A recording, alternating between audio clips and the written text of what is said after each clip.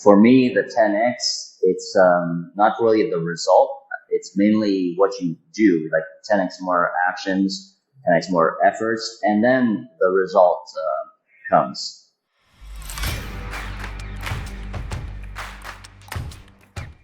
Hey, everybody. Welcome to the OP3M podcast, where we talk to business owners about other people's mindset, other people's money, and other people's mentors. And I am so incredibly pleased to have our guest today here all the way from Tahiti.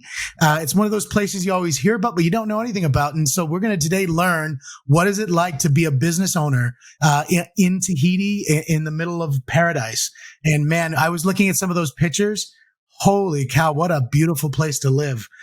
We've got Heiarii here with us. He is the owner of LBP Imports. He is the owner of Le Bon Plan Tahiti. He's the owner of Tenations Tahiti. And his newest and latest is the HT Life Changers coaching business. So, Heiarii, welcome to the podcast. And we are so pleased to have you. Thank you. Thank you for having me.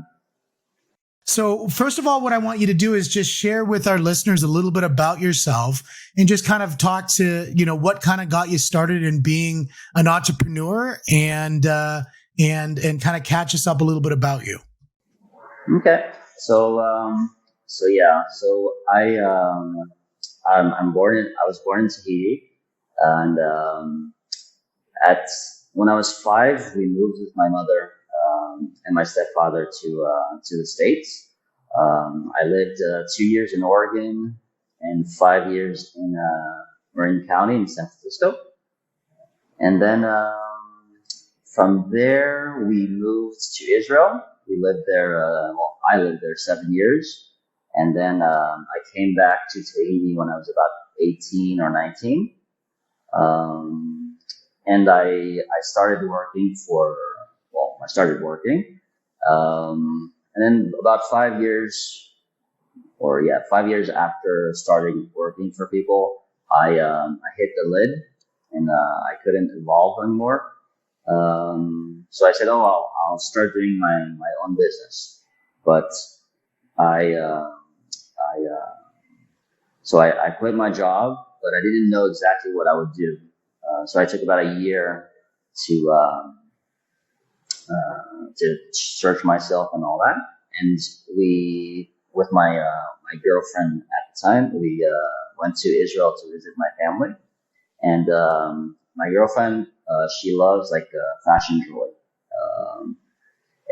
So we went to a shuk, to a market in Tahiti, in Tel Aviv in Israel, sorry. And the prices were really low compared to Tahiti. And she's like, oh wow, this is almost $40 in Tahiti, and it was only a couple of bucks to buy it. And then I said, oh wow, okay, so let's try to. We bought for about $200 US, which isn't a lot, and we brought that back to Tahiti, and that's how Temptation Tahiti started. And so with that 200, we made about $1,000 of benefits, and then we started selling at flea markets and at parking lots, and really simple Awesome. just a really simple sales and stuff like that. And Gary V would be proud. And so I liked it. I liked that process a lot, and I never thought that I would own a fashion jewelry store or something like that. So we did bigger events, trade events, and started getting a little bit bigger. And then we opened our first store in a small town, not in downtown, not in the capital, but further away, because rents. And here, when you in Tahiti, when you go to let's say get in a retail space, you have to pay the contract a entry fee. So it's the minimum entry fee in Papeete, the capital, was about 50K US dollars. And Holy Toledo. like, yeah, for me, it wasn't possible. It wasn't possible. So I did like smaller stores all around, Yep. and then I finally managed to get a store in the capital. But I negotiated with the owner that I could pay him monthly, the 50K. I would pay him monthly until I pay him the whole thing. So he agreed, and when it was blooming, when the business was really blooming, we had 5 stores. We had five That's stores. amazing. That's amazing. Yeah. Now, one of the things that I kind of wanted to talk a little bit about is, and we were chatting about this at the beginning when we talk about Tahiti, not only is it a beautiful place to go, but it's a beautiful place for something like for what your idea was, because the first thing we were talking about, and I said, okay, well, you've got the you're importing the jewelry and that sort of thing, and I think about competition and that sort. There's no Amazon there. There's no Walmart there. And so talk a little bit about that and where that presents a lot of opportunity for you and your business. Yeah. So when I started, I was, well, relatively young. I was 23. And at that time, like, honestly, I had like a 10x mindset already, but I didn't, most, let's say the people that were under 25 or under 30, had like the mindset of working for somebody and having a normal job. So like all the opportunities would come if you go and sacrifice, like, let's say the safety net of the job and the paycheck. And because when I quit my job, I was making pretty good money, and people would tell me, "Oh, why would you quit working if you had a good salary and the safety and well, I was a salesman, but I said no, I don't know what I want to do, but I know I want to do things differently, and that there's lots of things that we can do to bring services or well, things to Tahiti. And yeah, so there's no Amazon, there's no Walmart, but there is like a big French supermarket. Yep. There's a big French supermarket. Afterwards, there are companies that does a little bit like Costco, but in our size, let's say, and but there's not everything, and it's not like you.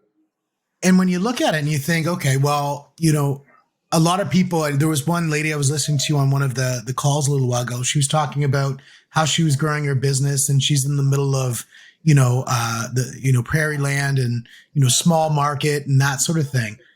Where you are, talk a little bit about what your population is like and the density. Like, it's staggering when you look at, you've got 5 stores. Are you at 6 stores now, or? No, so the 5 stores was like in 2010, and Yep. then there was well, before that there was the housing crisis in the States, Yep. and that affected us later, and so I actually had to close 4 stores. So currently I only have 1. So that Yep. was, let's say, one of my first, let's say, failures as a businessman, and but what that did is it made me find another solution to do another business, and that's how Le Bon Plan actually was born. Was after that crisis, I looked for something else to do, because having 5 stores of the same thing in Tahiti was too Because was too risky. what's the population of Tahiti? So I think we're about like 300,000 or maybe 400,000. Honestly, didn't look it Yeah. up, but we're roughly in that. Yeah, we're not a lot. We're not a lot, and so in most of the people live in Tahiti, and then there's lots of smaller islands around. And Yep. so when it was working, it was really nice, right? Like we would have lots of people and all that. But one crisis, yeah, that almost like destroyed me as a businessman. But yeah, that failure made Le Bon Plan, and actually Le Bon Plan grew much bigger than Plantation, and so we grew a lot with Le Bon Plan, but I still had that mindset of failure, so I didn't want to scale it as quickly as I did, let's say, with Plantation. And then the thing is, afterwards, COVID So hit. talk a little bit about what does Le Bon Plan do? So Le Bon Plan, we help people from Tahiti travel to the U.S. to well uh, to get rental cars, hotels, airline tickets, and it's mainly what we do. Also, when they're there, we like follow them, we help them, and because most people in Tahiti don't speak well English, and let's say rental cars is one of our specialties. Let's say before they would go there, they're a little bit naive. They'd say yes to everything, and their rental car contract would like triple because of all the insurances and all Yeah. the well rental car companies.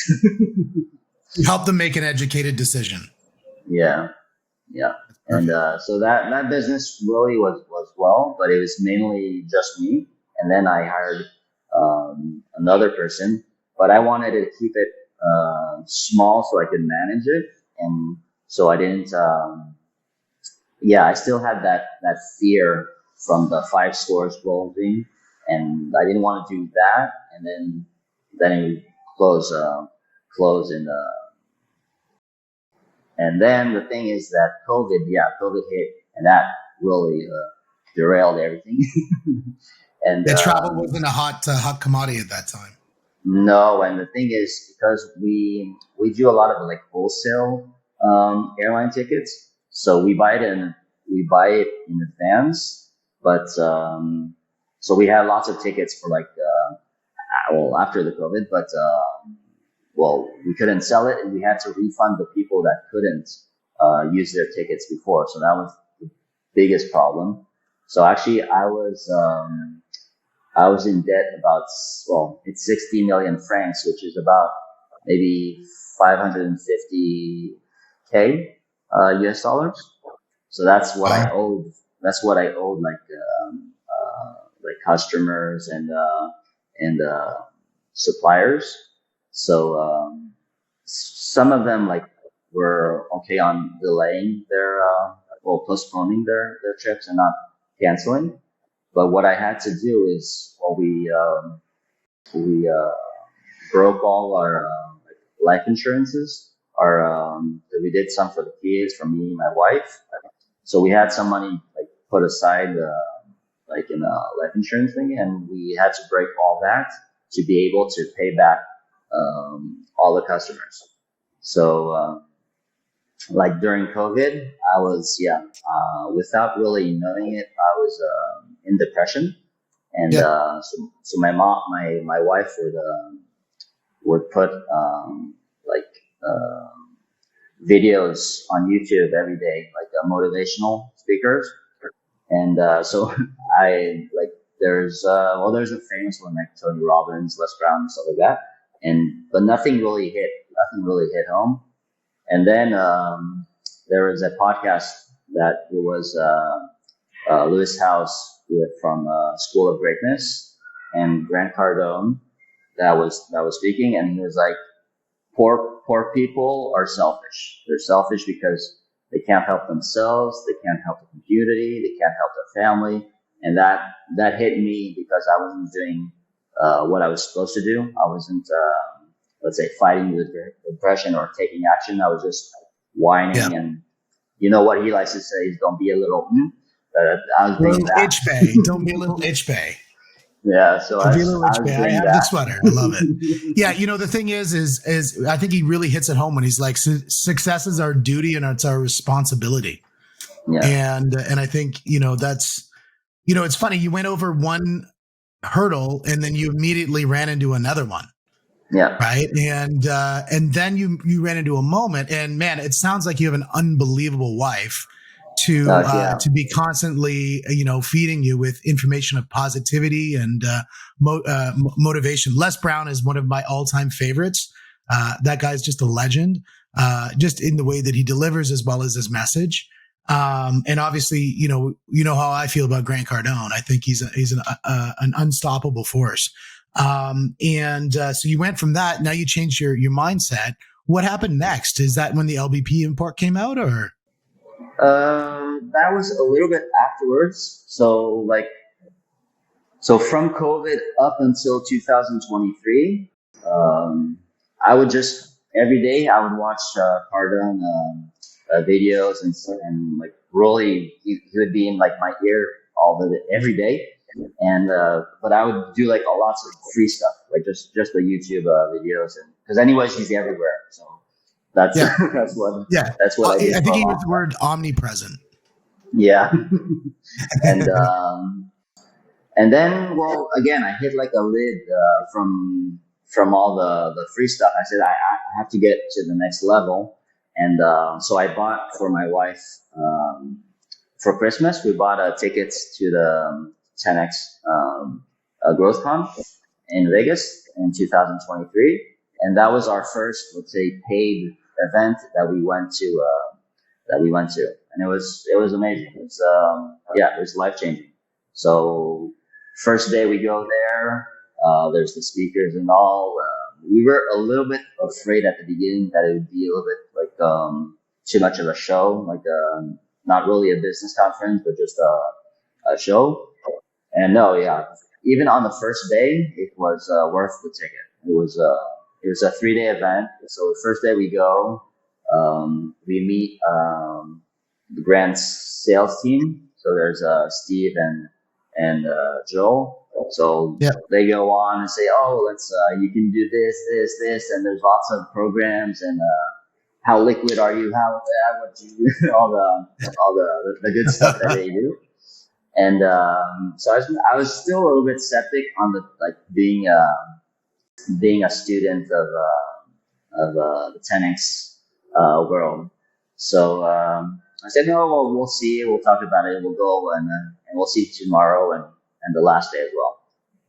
And then the second day we meet Elliot from the licensee and the 10x business coaching, and so yeah, this tall, perfect hair, perfect smile, Elliot. I swear he must cut his hair like every hour by the hour. It's so perfect. Yeah, and perfect attitude, and like absolutely.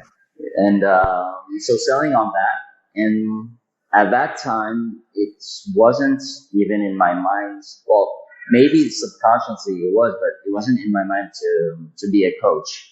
And so I say, okay, I'll think about it. And then at night we talked about it with my wife, and I said, because I'm this like even this 6 months ago, I would never do like interviews and like podcasts and stuff like that. Yeah. And so I'd say to my wife, I'm thinking of buying that program. What do you think? Do you think I can help people in Tahiti change mindset and grow their businesses? And she was like, of course, yeah, go for it. It's you're authentic. You're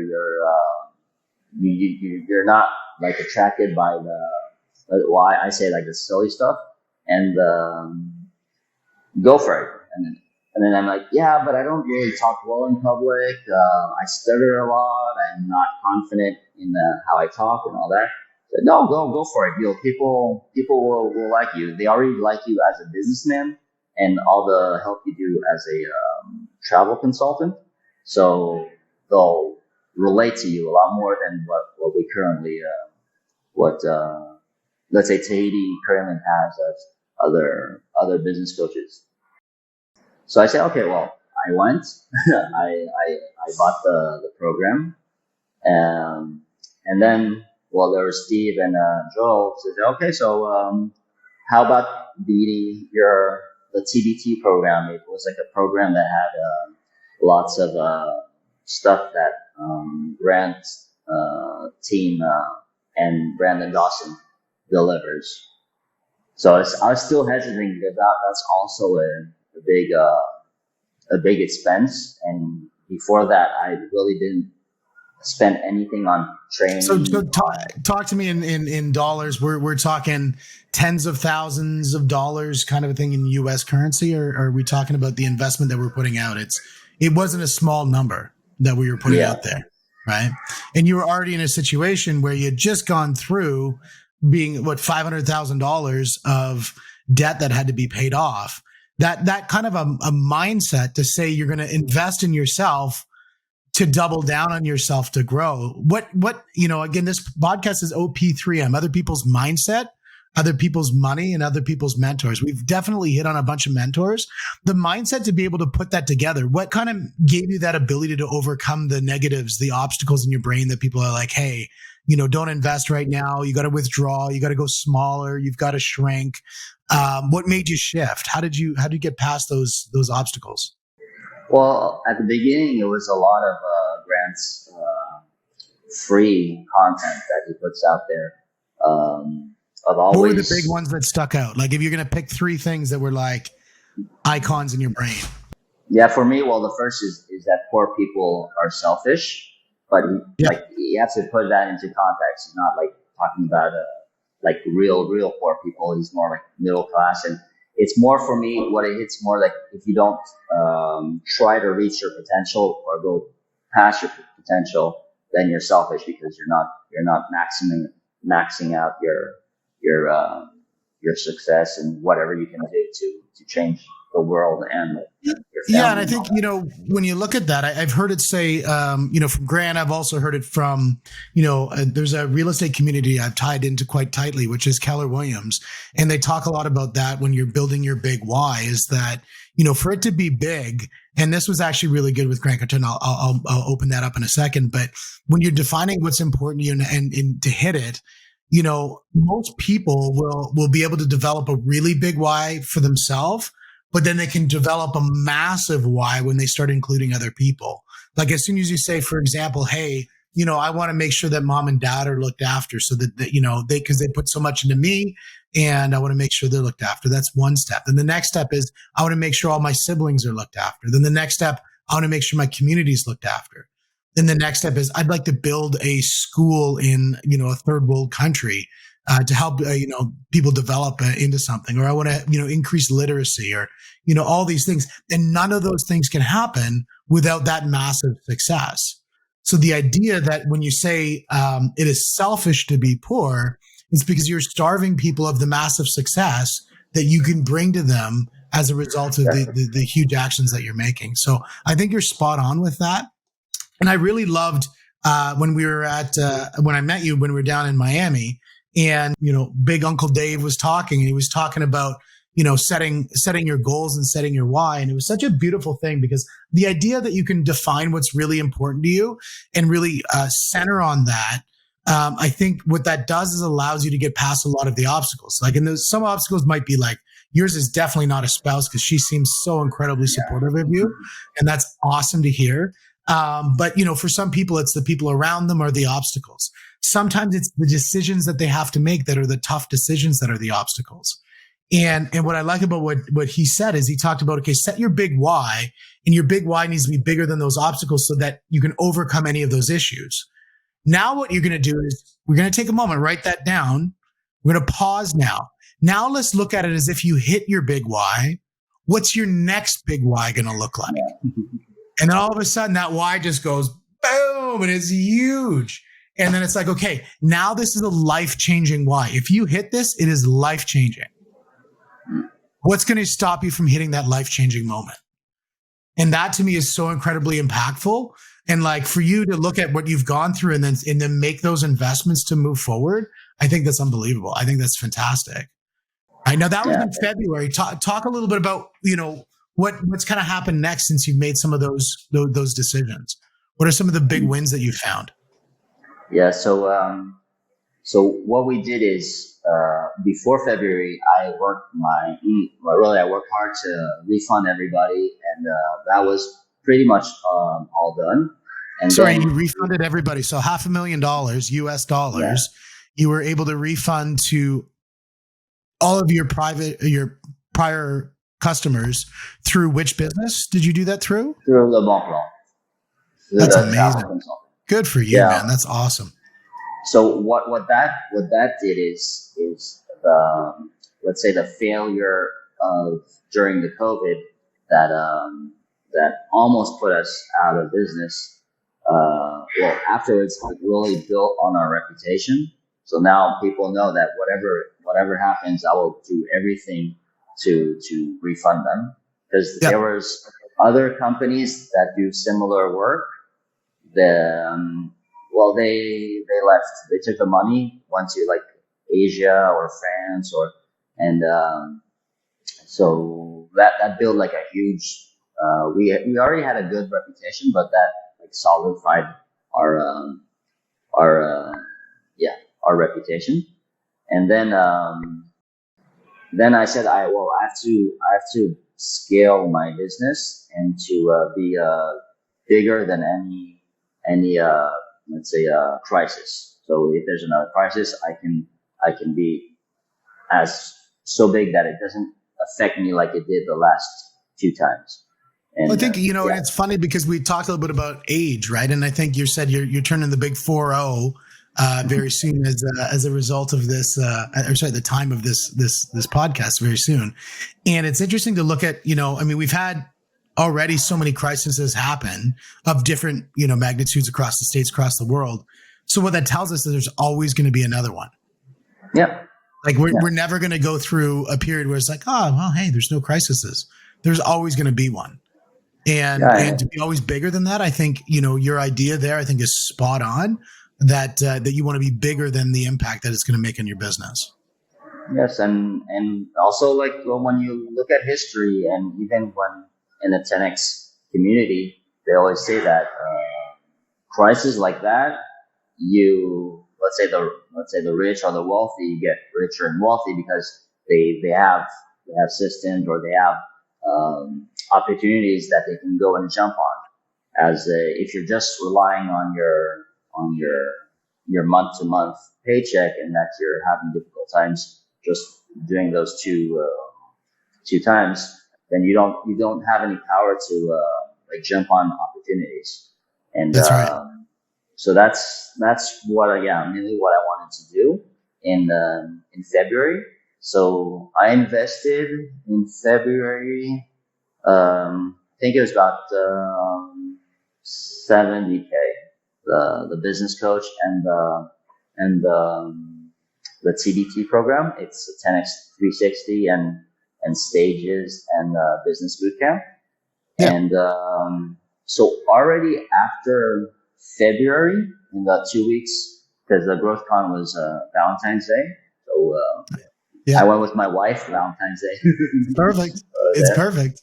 And it was great because we met. Well, that was the first time we really met Grant. We met Elena, and what reassured us is also that they're very authentic. I mean, like even when you talk to them, like he talks to you like a normal person, not no. Yeah, and it's So when he walks in the room, he doesn't have his money gun ready to shoot it up on the. yeah, no, that's just for Clicks. for yeah. Yeah, But that's right. that's what Well, and the thing that you said something I think was which was really important. We kind of hit it on a couple times, but I think, for the listeners, I think which was really important for Grant and Elena, when you put those two names together, it's Grant and Elena. They're a yeah. partner in the business. They're not running two separate lives, do two separate things. They really are working in tandem.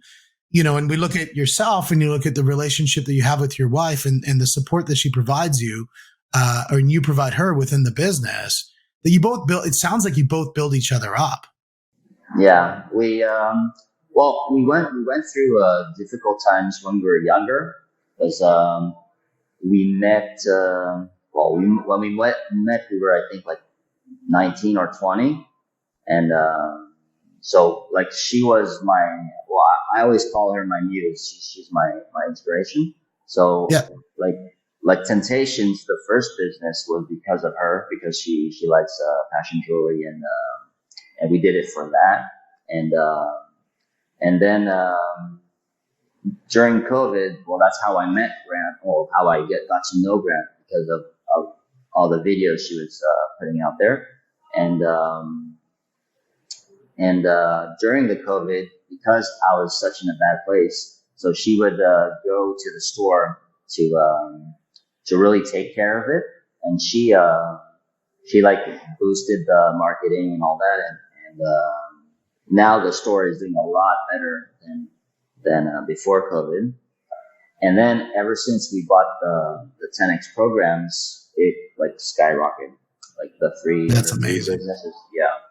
Like Well, I already think, at, and it doesn't matter whether you're listening to Tony Robbins or you listen to Les Brown or you listen to Grant Cardone.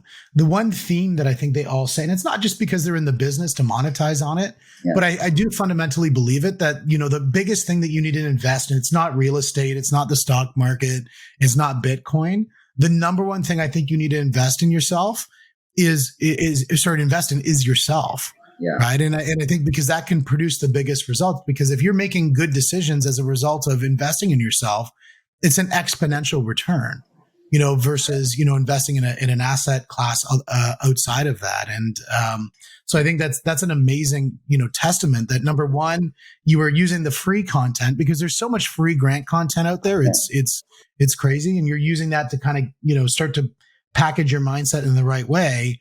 And then you started dialing in and say, okay, now I'm ready to get going and really, hit the ground running.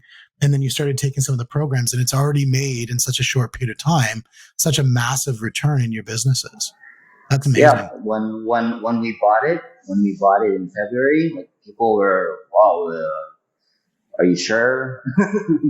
Will it work? I mean, on YouTube, he seems like he just wants your money, stuff like that, and then and then when you go in it and do the programs, him and Brandon Dawson in the Cardinal Ventures, it's crazy. It's like we already got our money back. Like what we invested, we already got our money back. Well, one of the things that I think for him is, the idea when you say he really wants your money, he really wants your money. There's no question about it. There's no backing down from the fact that he really wants your money, because in his book, Sell or Be Sold, is you got to be so committed to your product that, in your belief that the product's going to produce value, that you're willing to work in the deep, hard positions of negotiation and sales and closing to bring your client to make a decision, right? Because when they make a decision to go with you, you know how impactful it's going to be for their business. So for him to be so committed to say, no, you need to spend money with our business. You have to give us your money. He always says, where's my money? Right. Yeah. And I think that that's an important, whether it's a statement of bravado, but it's actually a statement of truth, because, he can only really truly affect somebody once they're in the system, in the business. We've seen certainly within the community of the 10X, like the payback is exponential. It's not 10X. It's way bigger than that. The payback coming from being part of the community. So, I think, yeah, he's definitely passionate about the sale, about getting the close and moving forward with the client. And I think, you probably have seen that roll over into your business, as you're talking to clients and having them to commit, because that commitment allows them to receive the benefits that you're giving through your business. Yeah. And, that they reminded us of that at the mastermind. I actually did the exercise the same night of reaching out to customers, because like if you're convinced that it will change their lives, it will help them, the money doesn't really matter, because you'll get a lot more than just money back from it. And Yep. that's what I wanted to do. Like in February, I wanted to test it out first on our companies. And so I tried it for 3 months before really launching the Life Changer program. And Yep. so like the first month, we went up 30% in sales compared to the year before. The second month, was the biggest jump because we went to boot camp and we really had time to apply it with our staff and our team, and we went up 70% compared to the month the year before. And ever since we're about at 50% more than what we did the year before. So it's crazy, and it's so simple to apply it and to do it. You just have to you just have to apply it. You have And to apply it. remember that. That's right. And I think that's the whole idea of I was talking about the Sell or Be Sold book. And I think in my mind, that should be the book that anybody should read that book. I don't care if you're a teacher. I don't care if you're a car salesman. I don't care if you're a doctor. I don't care if you're a parent. I think that book is so critically important that if you're committed to a belief, it is your duty, it is your obligation to help somebody to come around to believe that that is the right position. And or else you're going to be sold on the alternative, right? So it's the idea you're going to sell the concept, you're going to be sold by somebody else's. And I think that is so critically important. And man, like what a testament to the process to see 30% increase in, year over year in a month like that is just unbelievable. The idea of 10X doesn't mean that 10X happens overnight. It's not like a quick solution. But that sure seemed pretty quick. 30% in 1 month. It did, man. That is unreal. That's amazing. When I talk to people about that, it's for me the 10x. It's not really the result. It's mainly what you do. Like 10x more actions, 10x more efforts, and then the result comes. Because I think unfortunately we grew into let's say like a lazy population worldwide. We want things fast without doing much effort. Everything's easy now to get, like on internet and all. And I don't remember who said it, but he said strong people bring easy times bring weak people, sometimes weak people bring hard times. Like it's a cycle. That's exactly right. And then hard times create strong people. Exactly. Yeah. And that's what I saw, like in my businesses, in my failures. It's my failures that like boosted me up and made me allowed me to find different things and really grow. Like when I look at all the bad stuff that happened in my life, even personal, I got a lot more benefits from all the failures than the successes. And sometimes Absolutely. when you get into lots of success, sometimes you forget that, and then you get lazier and don't do as much effort, and then you get back to hard times. And then so now it's just doing as much effort, even when you have success, even when you have wins, you still put in the effort, and you get a lot more back. And it's not like compound winning, or I don't know how to say it. Yeah, it's exponential, 100%. I think that's critically important. And I think, one of the things that always drives people is when they're thinking that success is for others, right? Yeah. The second that you're like, this isn't for me, this is for my spouse, this is to make her life amazing. This isn't for me, this is for my children. This isn't for me, this is for my community. The success isn't for me, great. Yeah. I'll maybe go stay at the what was that place that I was just looking at? It was the Brando, man. If you guys are listening and you want to look up an absolutely amazing, hotel, it's called the Brando. It's an island off of Tahiti, and it's just unstoppable. What an amazing destination. That's something to put on the bucket list for sure. And, so it might be something like that, but those experiences generally you don't want to have by yourself. I mean, maybe sometimes you do, but really, it's best to go there and experience it with people. Wouldn't it be amazing to go there with the whole family? Yeah, so, we went once there for our anniversary before the COVID, and it's amazing. And for me, it's like the best experience that I had so far in hotels, and because it's like you have a private bungalow villa, you have your own pool, you have the ocean, and like even when there's people, you don't see them. Like if you really want to like relax and resource and have like really a good time. But in that mindset, it's amazing. And there's a lot of celebrities that go there, and we don't even know. Like even Tahiti, we don't even know they're there.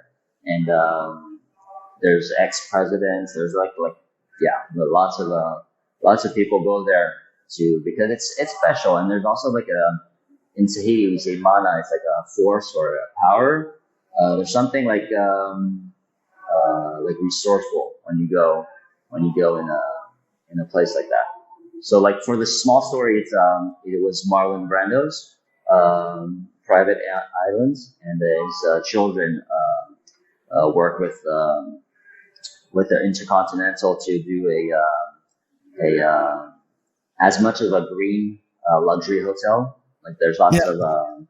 of uh, renewable energy and stuff like that.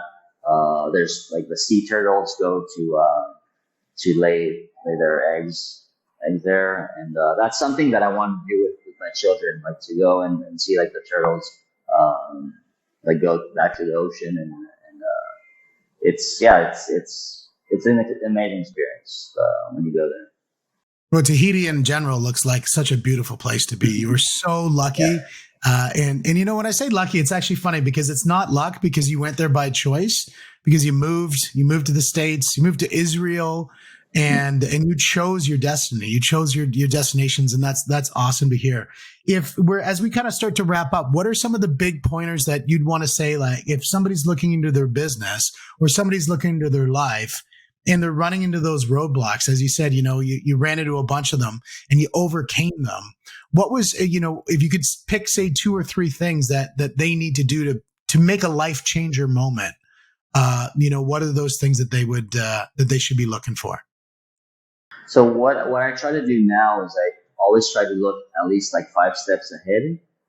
And yeah, 10x your actions, and that your why is not money based. It's not money motivated. It's that you look at your business as a tool or a way to change your life, and then like from that it will change the lives of your family and people around it. And that's well, I named my coaching business Life Changer. It was one because I want to change lives, and it was also for my children because they are my life changers. They are my biggest why. I Yeah, want to leave this world a better place and teach them also how to do that so that they can leave it as a better place for their children. And changing a life is for me, it's very simple. Like if you change just the day of one person and you make them smile, that can be a life changing moment. I mean, life changing moments are not like don't have to be huge events or stuff like that. It can be just like for that's why I told Grant he changed my life. The moment I saw his interview when he said that poor people are selfish. It's something so simple, but that changed my life and my kids and my wife and yeah, and also to try to now like I don't have any negative people around me. It's something that I really wanted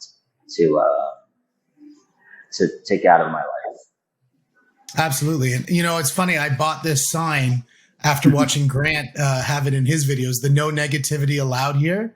And it's something I fundamentally believe in. I think you know, we're all going to have problems for sure. And it's how we face them is what defines who we are. Everybody can be an amazing person when things are easy, Yeah, right? But it's really hard to be amazing when things get difficult. Right? Well, that's awesome, man. Well, you know what? We've shared almost 45 minutes together, and I've truly enjoyed the experience with you. I think you've got such an amazing story, and to be thank you. overcome some obstacles like you have, and have the mindset and the will and the determination and the results. But most importantly, the massive action that you took to bring all of that together is just a testament to your success. And it's amazing. And I really hope that, and not even hope, I know you're going to change the lives of many people in Tahiti. But I do hope, and I think I do know, I'm going to come out and visit you there because Yeah, it whenever is you now want. on my bucket list. So it looks like it's going to be unbelievable. I can't wait to do a video in person together. That's going to be our goal. Sure. Perfect. That'll be Perfect. great. Awesome. Okay, my man. Thank you so much. I'm going to stop the recording now. Okay. Thank you all.